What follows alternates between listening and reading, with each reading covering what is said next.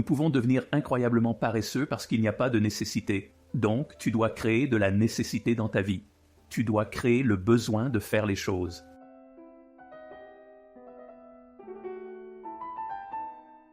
Il est facile d'être paresseux si tu n'as pas de connexion émotionnelle avec ce dans quoi tu es impliqué. Je vais donner l'exemple que j'ai personnellement, c'est quand je vivais en France, j'avais passé des années à apprendre le français à l'université, mais ça ne s'est jamais vraiment ancré. Parce que je n'y prêtais pas une attention profonde, cela ne signifiait pas grand-chose pour moi. Mais à Paris, je devais lutter, survivre, bosser et trouver une copine. Et soudain, parce que je devais le faire, parce que c'était important pour moi, parce que c'était nécessaire, parce que c'était ce que j'appelle le terrain de mort, soit apprendre le français, soit dégager, tu ne vas pas pouvoir survivre. J'ai compris, pas fainéant. Ta paresse vient de toi. Tu manques d'une connexion profonde. Tu ne ressens pas la nécessité. Tu ne sens pas le diable à tes trousses. Tu ne sens pas le fait que tu pourrais très bien mourir demain, ce qui te pousserait à accomplir quelque chose. Il n'y a aucune nécessité.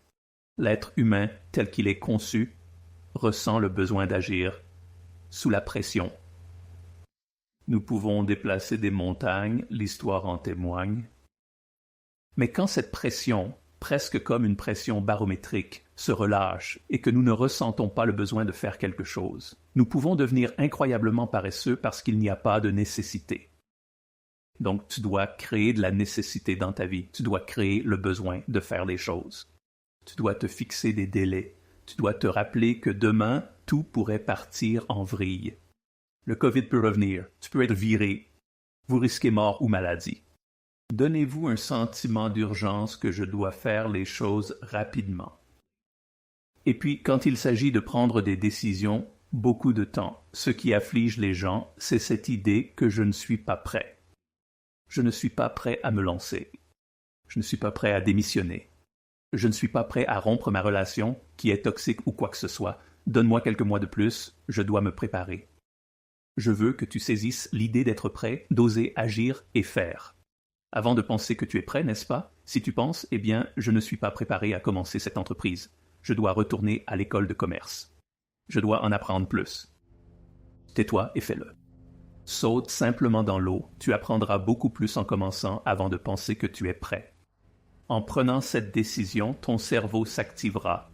Tu découvriras une énergie insoupçonnée en toi. Décide avant d'être prêt, c'est l'autre point.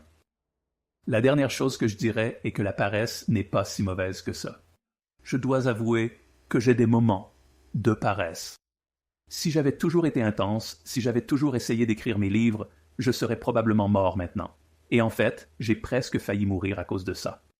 Et j'ai appris au fil des ans à toujours intégrer des moments d'une heure ou quelque chose comme ça où je perds un temps fou. Je regarde des sites web de sport, etc.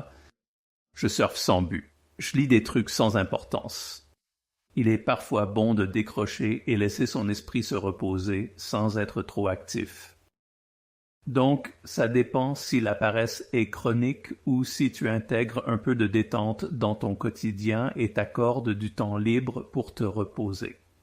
Voilà comment je répondrai à cette question.